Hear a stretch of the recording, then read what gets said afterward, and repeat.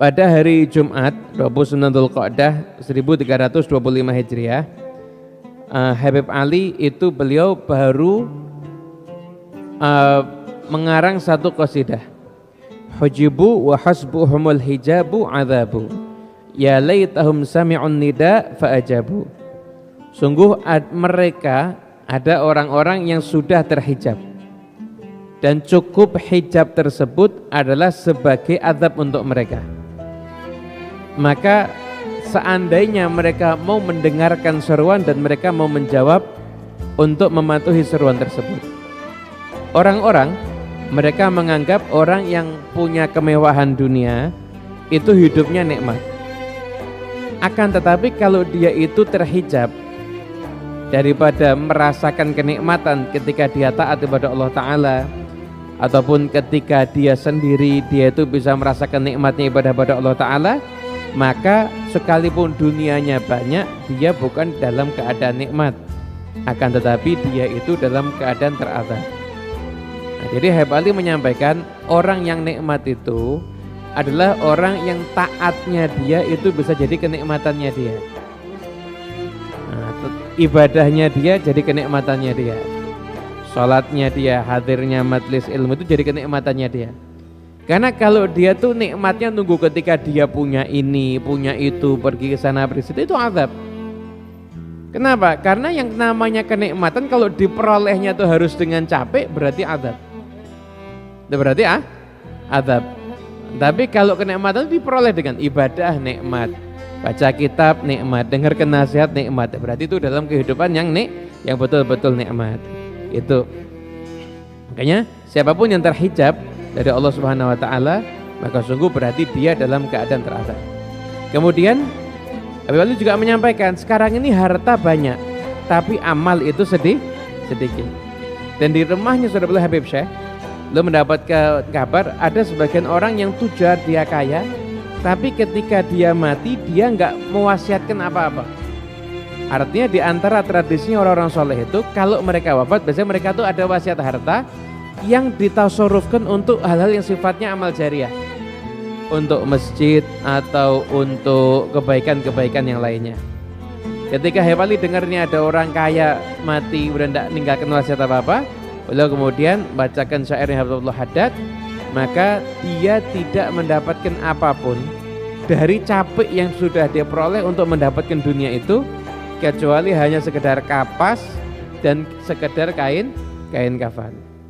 Kemudian Habib Ali menyampaikan sabda Nabi SAW, kalau anak cucu Adam itu mati, maka akan terputus amalnya kecuali dari 3 jalur. Yaitu yang pertama sedekah jariah, atau ilmu yang manfaat, atau anak soleh yang mendoakan. Dan sebetulnya semua orang mampu, ini gampang. Punya amal jariah itu gampang, punya ilmu yang manfaat itu gampang, punya anak yang mendoakan itu gampang. Sebenarnya semuanya mampu. Tapi yang memberikan taufik adalah Allah Subhanahu wa Ta'ala. Dan Habib Ali melanjutkan kisahnya. Ada Salim bin Umar Bakran Hasan. Itu dia memberikan sepotong tanahnya dia untuk ribatnya Habib Ali. Nah, ketika dia wafat, Habib Ali bertemu di dalam mimpi.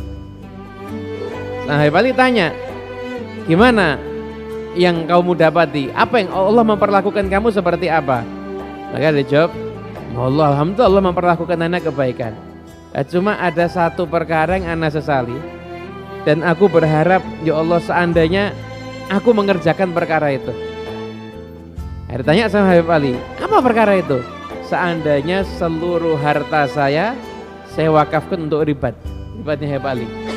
Kenapa? Ternyata sepotong tanah yang saya wakafkan untuk ribat itu, ternyata di sini ini setelah saya wafat itu memberikan amal kemanfaatan untuk saya yang luar biasa.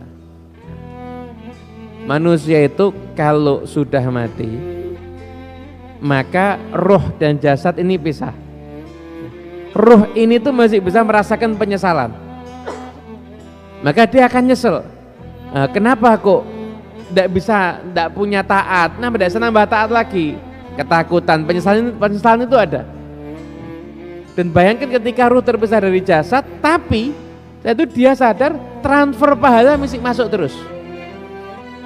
Nah pahala itu masih masuk terus, terutama yang tadi dia sudah muakafkan sepotong tanah misalkan untuk ribat, ternyata ribat itu dipakai buat ngaji, tiap taklim amalnya masuk, ada yang sholat amalnya masuk. Nah, baru sadar dia, ya Allah, tahu gitu tidak cuma sepotong tanah yang saya wakafkan untuk ribat, kalau terus semua hartanya saya wakafkan untuk ribatnya Habalil Habsyi ketika itu.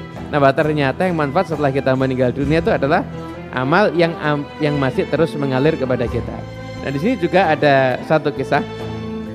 Ini kisah terakhir. Habib Abu Bakar Adni bin Abdullah Al-Idrus itu, beliau itu naiknya bagal. Bagal itu kendaraan mewah, peranakan antara kuda dan keledai, jalan di atas karpet. Pakaiannya beliau itu setara dengan harga 1.000 dinar. 1 dinar itu Allah misalnya bisa 2,5 juta, 1 dinar berarti 2,5 M pakaiannya. Dan pakaian anak buahnya pun juga harganya mahal semuanya. Ketika jalan gini dikawal sama anak buahnya, lewat atas karpet dicegat sama Yahudi. Ya dicegat sama Yahudi. Kemudian setelah itu Yahudi ini pakaiannya sederhana dan kemudian semuanya kelihatan kayak ini bukan orang kaya nih Yahudi. Kemudian dia bilang, "Give ba'as-alak." Dia berhenti dulu, anak mau tanya. Kata Habib Abu Bakar Adni, "Isma'ak, silakan. Kakekmu Nabi Muhammad SAW kan bilang, ad-dunya sijnul mu'min wa jannatul kafir." Dunia itu penjaranya orang mukmin dan surganya orang kafir. Dan sekarang kamu ini pakaian 1.000 dinar. Budak-budakmu ini pakaiannya mewah-mewah, 1.000 dinar semuanya. Kendaraanmu, bagalmu itu jalannya di atas karpet. Sedangkan anak pakaian murah, kehidupan anak ini, anak sekarang buat makan di rumah aja enggak ada. Makan sederhana. Gimana ini? Ini berarti omongannya Nabi Muhammad gak betul ini. Kata beliau, adapun aku ini sekarang nih kehidupanku mewah seperti ini, kalau dibandingkan kenikmatan yang akan aku terima nanti di akhirat, aku seperti ada di penjara. Sedangkan engkau ini sekarang ini keadaanmu seperti ini dibandingkan azab yang akan engkau terima nanti di akhirat, ente sekarang kayak di surga. Wah, habis itu takut Yahudi akhirnya belirkan tangannya dan saya asyhadu an la ilaha illallah wa asyhadu anna Muhammadar Rasulullah. Dan akhirnya masuk Islam, ditanya Habib Abu Bakar Adni bin Abdullah Al-Idrus. Ya, dia mikir nih Yahudi, sudah hidup di dunia capeknya kayak gini, sudah tidak punya apa-apa, tapi di akhirat nanti ternyata azabnya lebih pedih. Ya sudah, Hasan kalau gitu masuk dalam agama Islam, dan masuk Islam datangnya Habib Abu Bakar Adni bin Abdullah Al-Idrus.